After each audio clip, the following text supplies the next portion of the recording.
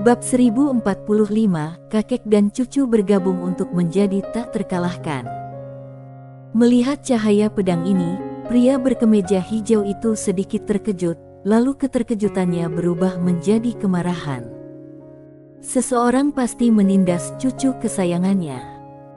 Faktanya, dalam keadaan normal, mustahil orang lain dapat merasakannya melalui kekuatan garis keturunan. Tetapi, untuk melindungi cucunya sewaktu-waktu, dia tidak menghalangi isolasi tersebut melalui kekuatan garis keturunan. Tapi tipe membunuh dia lewat garis keturunan cucunya adalah pertama kalinya. Pria berkemeja hijau membuka telapak tangannya, dan cahaya pedang langsung jatuh ke tangannya.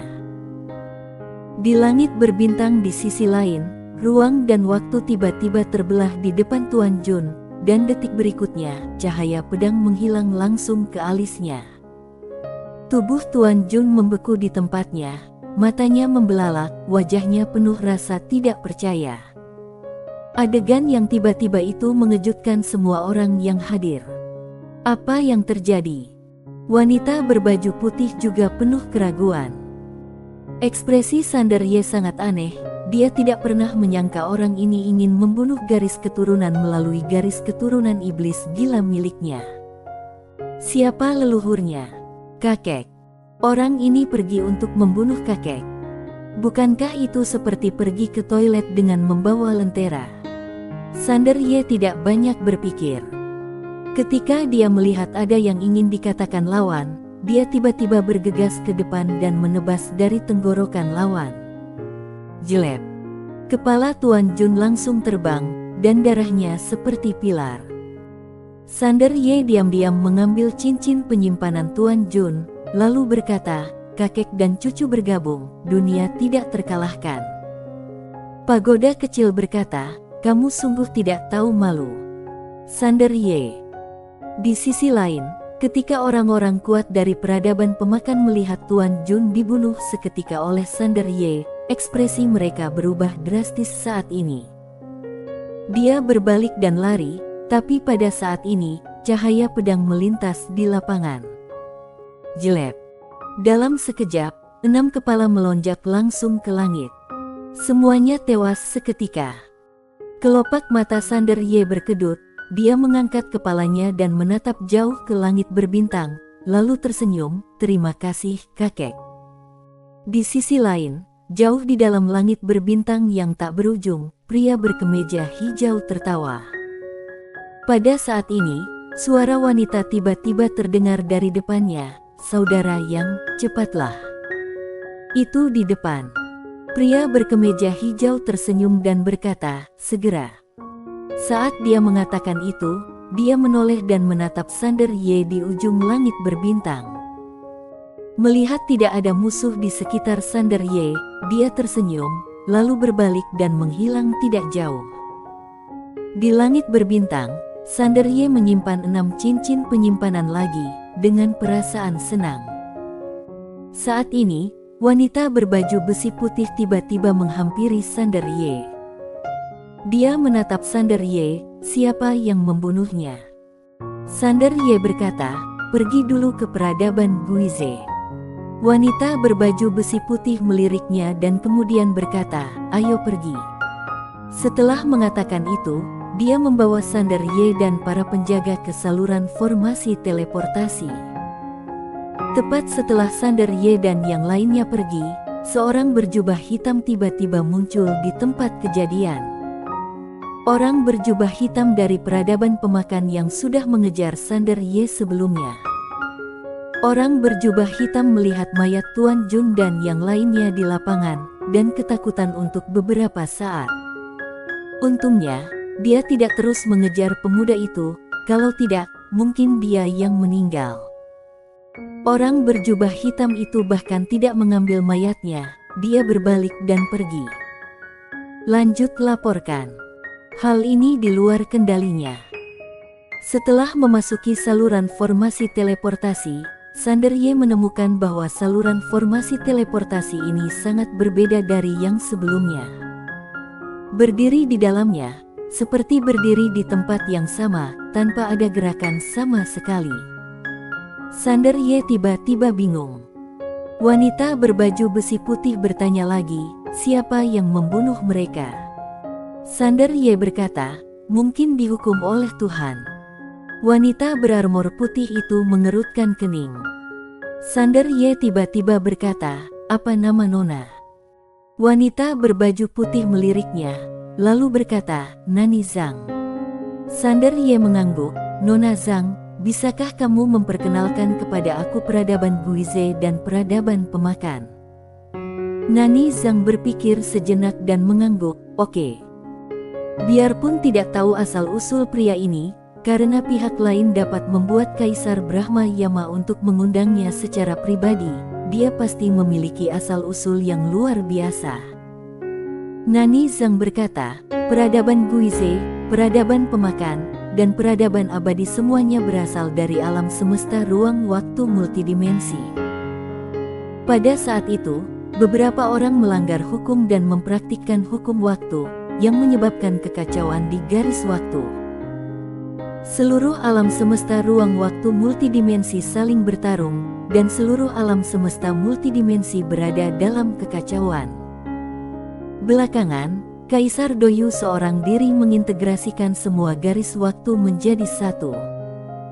Setelah perang bertahun-tahun, hanya 3 peradaban teratas yang bertahan, yaitu peradaban Guize, peradaban pemakan, peradaban abadi. Sander Ye berkata dengan suara yang serius, kalian semua berada di alam semesta dengan ruang waktu yang sama. Nani Zhang mengangguk, ya. Ketiga peradaban memiliki kekuatan yang sama, dan mereka berperang saat itu, tetapi kemudian, tidak ada yang bisa berbuat apa-apa terhadap satu sama lain. Pada akhirnya, mereka hanya bisa menandatangani perjanjian damai dengan non-agresi. Kemudian, 3 peradaban membagi waktu dan ruang multi alam semesta. Peradaban kosmik dan alam semesta kamu berada di bawah kendali kami. Sander Ye memandang Nani Zhang, tujuan kalian adalah mengumpulkan jiwa. Nani Zhang mengangguk, tubuh jiwa kehidupan adalah sumber energi yang sangat berharga karena dapat menciptakan kristal ciptaan.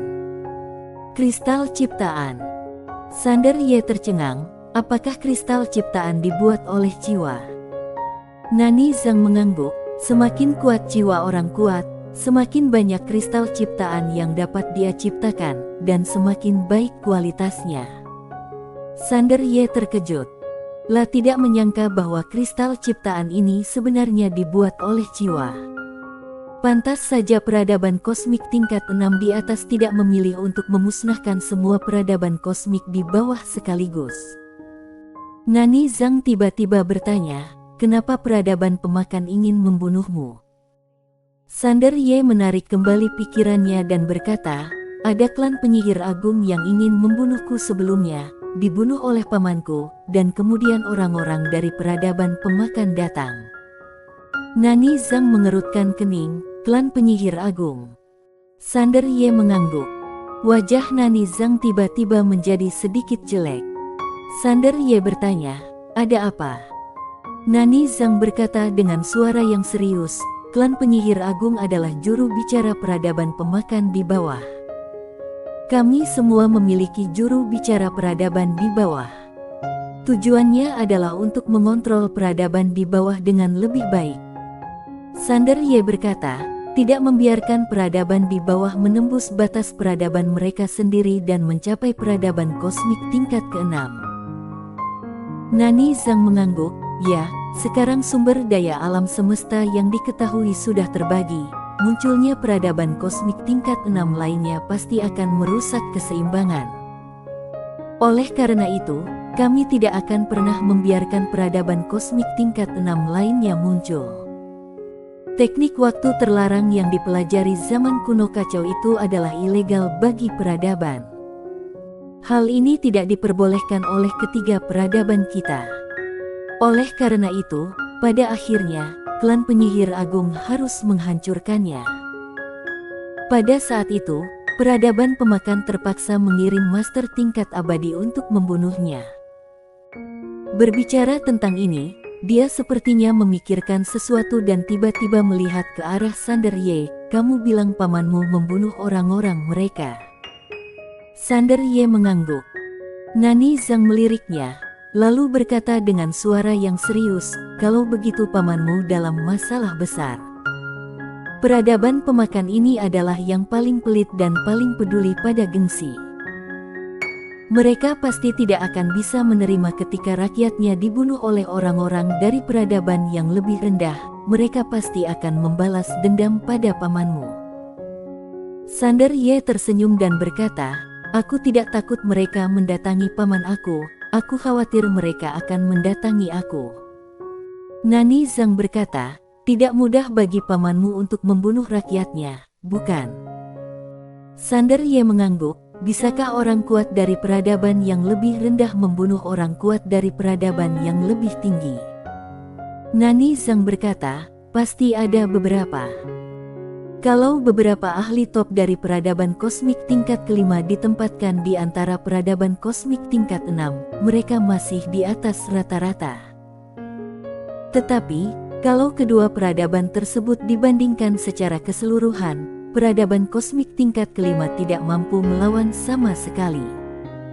Sander Ye bertanya lagi, aku akan berada di level berapa kalau aku ditempatkan bersama kalian? Dia sangat ingin tahu di mana kekuatannya saat ini berada di antara peradaban kosmik tingkat 6. Nani Zhang memandang Sander Ye dan berkata, aku tidak tahu kekuatan kamu yang sebenarnya, jadi sulit untuk diprediksi. Sander Ye tersenyum dan berkata, apakah peradaban kalian memiliki pembagian ranah? Nani Zhang mengangguk, ya, sebenarnya ini agak mirip dengan klasifikasi tingkat peradaban kosmik kalian, tapi tentu saja ada perbedaannya. Sander Ye tiba-tiba penasaran, bagaimana cara membaginya? Nani Zhang berkata, aku baru saja melihat Kano. Jiwa pedang kamu saat ini 100% murni keilahian, tetapi ranah kamu tidak. Sander Ye buru-buru bertanya, kalian juga memperhatikan kemanusiaan dan keilahian? Nani Zhang mengangguk, secara alami, setelah mengembangkan sifat manusia secara ekstrim, kamu akan memasuki keilahian, dan setelah mengembangkan keilahian secara ekstrim, kamu akan. Sander Ye buru-buru bertanya, apa itu? Nani Zhang berkata, setelah mengembangkan keilahian secara ekstrim, ada dua cara. Yang pertama adalah melampaui segalanya dan mengembangkan sifat Tao, yang kedua adalah melakukan yang sebaliknya dan menekan keilahian dengan sifat manusia. Orang kuat jenis pertama, aku pernah mendengarnya, tapi aku belum pernah melihat yang kedua, karena begitu keilahian benar-benar murni, hampir tidak mungkin untuk menekan keilahian dengan kemanusiaan. Gunakan kemanusiaan untuk menekan keilahian. Sander Ye terdiam. Dia bertemu dua orang, Kak Maura dan Ketua Jennifer. Adapun pemilik pena Tao, orang ini selalu misterius, dia tidak yakin. Seolah memikirkan sesuatu, Sander Ye bertanya lagi, mereka yang mengamalkan Taoisme dan kemanusiaan untuk menekan keilahian, di tempat kalian termasuk dalam ranah kekuatan apa? Nani Zhang menggelengkan kepalanya, tidak ada ramah. Sander Ye tertegun sejenak, tidak ada. Nani Zhang mengangguk, orang kuat di level ini sudah melompat keluar dari alam. Tidak ada alam yang didirikan oleh siapapun yang dapat menggambarkan mereka. Mereka tidak memiliki alam. Sander Ye terdiam, sedikit terkejut. Nani Zhang melihat ke arah Sander Ye, dan kemudian berkata, kalau kamu dapat menekan keilahian dengan kemanusiaan sekarang, kamu juga akan menjadi sangat menakutkan, tapi menurutku akan sulit bagimu untuk melewati langkah ini.